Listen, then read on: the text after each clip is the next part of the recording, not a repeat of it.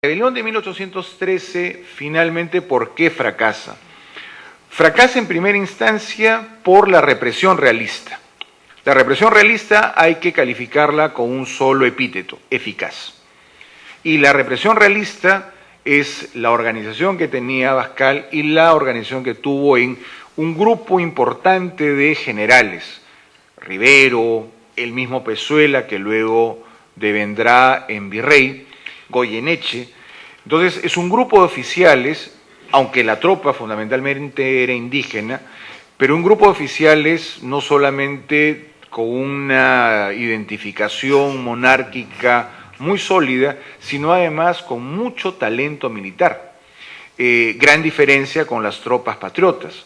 Los oficiales del ejército patriota, y esto también lo destaca mucho Lynch, son en muchos casos, no se puede decir improvisados, pero con una formación bastante elemental. No hay conceptos bélicos modernos, no hay movimiento de tropas, es más bien una azonada la que se produce al momento de la batalla.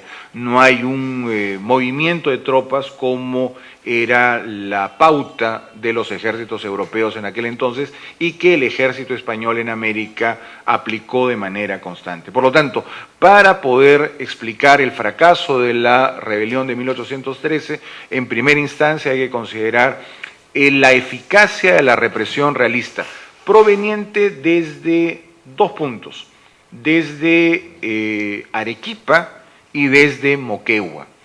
Es una acción rápida, es una acción que prácticamente encuentra, incluso cuando las tropas realistas desde Arequipa y desde Moquegua van hacia Tacna, encuentran que la ciudad ha sido desocupada prácticamente por los varones. Evidentemente una reacción ante el temor, y encuentran una ciudad principalmente habitada por niños y mujeres. Entonces, estos varones tacneños, seguidores de Payardele y del Cabildo, están realmente temerosos del alcance de la represión. Por eso es que el tema va a significar una gran importancia en términos de represión. Y el segundo punto que explica el rotundo fracaso el lamentable fracaso de 1813, son las fisuras. Entendiendo por fisuras los problemas internos de la dirigencia. Si Payardele es un agente bonaerense en Tacna, e incluso habiendo agentes bonaerenses en otros pueblos, llámese Moquegua, en otras ciudades, llámese Arequipa, finalmente al momento de tomar partido, finalmente quedan simplemente en la antesala. No dan el paso definitivo, no dan el paso central de ruptura con el orden colonial. Por lo tanto, Payardele, que es un hombre de acción, se encuentra frente a una población medrosa, y esa población medrosa de una u otra manera es representada por el Cabildo. El Cabildo no estuvo dispuesto a enfrentar la posibilidad de una represión realista. Por consiguiente, es esta distancia que se encuentra entre el ayuntamiento y la dirigencia lo que permite observar esa causa de pérdida. Por eso es que en este punto final, donde pongo composición de la dirigencia, uno puede apreciar los nombres de los regidores, de los 10 regidores, y separado de lo que va a significar la acción de Payardele. Como decía, muchos dirigentes del año 11 vuelven a participar en la acción de 1813. Los nombres sería ocioso indicar cada uno de ellos, se conocen muchos nombres, tampoco todos los que quisiéramos, conocemos alrededor de 10, 15 nombres, se sabe que la movilización de gente fue mucho mayor, y en la batalla de Camiara del 3 de octubre estábamos hablando de unas 200, 300 personas participando, un número menor a lo que va a significar el volumen de la represión realista. Por consiguiente, con eso doy término a la exposición, y si hubiesen las preguntas, encantado de poder formularlas y responderlas. Muchísimas gracias. Muchas gracias.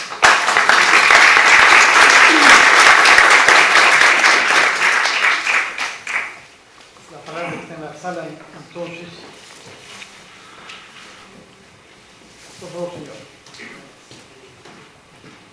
¿Cuál fue la deuda del Cusco? Y usted ha mencionado tanto en la formación de juntas de gobierno que en Lima, bueno, por la acción del virrey Abascal, pero ¿siempre fue en las capitales de capitanías y virreinatos? Bueno, en el caso del Cusco, considerando el protagonismo que van a tener los hermanos Angulo, Pumacahua en 1814, uno podría en primera instancia presumir que se trata de una adhesión nueva, cuando en realidad ya para 1811 los agentes argentinos consideraban que en el Cusco podía encontrarse también adherentes. Concretamente me refiero a lo siguiente. Manuel de Argandoña es el nombre de un emisario bonaerense que recorre todo el sur del Perú de manera secreta y vestido de arriero para pasar camuflado, y él levanta un informe corto donde hace mención a quiénes son los adherentes a la causa bonaerense en Moquegua, en Arequipa, en Tarapacá, en Tacna, en el Cusco. Entonces, no, evidentemente no recuerdo los nombres ahora, pero lo traigo como argumento para mostrar cómo desde 1811, por lo menos, ya había un interés de los bonaerenses por contactar en el Cusco. Más aún considerando que para Castelli la adhesión del sector indígena era fundamental. Tenga usted presente que cuando Castelli avanza por el Alto Perú, uno de sus principales objetivos es que la producción de panfletos, originalmente escritos en castellano, se tradujeran al quechua. Entonces, para los bonaerenses, la adhesión del sector indígena es un elemento central para la consecución de sus objetivos. Por eso, la referencia, creo yo, es necesaria evocarla. Señor. ¿Rueda de preguntas para que finalmente conteste?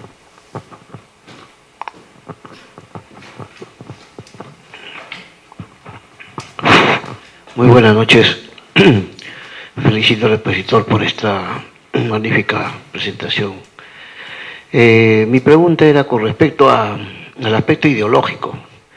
Sabemos que en el Perú no solamente las fuerzas de liberación contra el poder español no era solamente de esa fecha, venían ya de la rebelión de Tupac Amaru, teníamos ahí la liberación de María Parado de Bellido y tantos otros próceres más.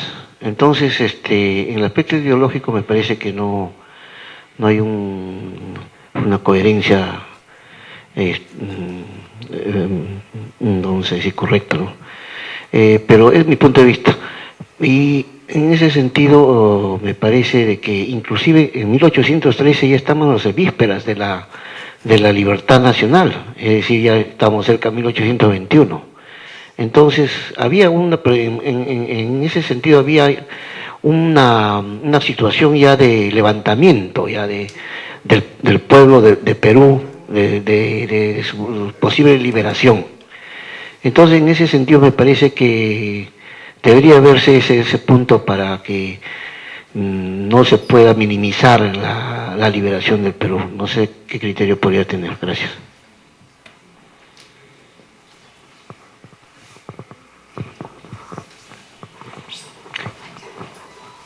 Se puede contestar. ¿Quizás alguna otra pregunta? Señor, sí. Buenas noches. Doctor, ¿qué cree usted que hubiera pasado si esta rebelión hubiera tenido éxito, considerando que esta dirigencia aparentemente no estaba debidamente preparada? ¿Cuál hubiera sido el futuro del país? Bueno, Quizás una tercera pregunta acá, no antes que el profesor Seide contesta las tres.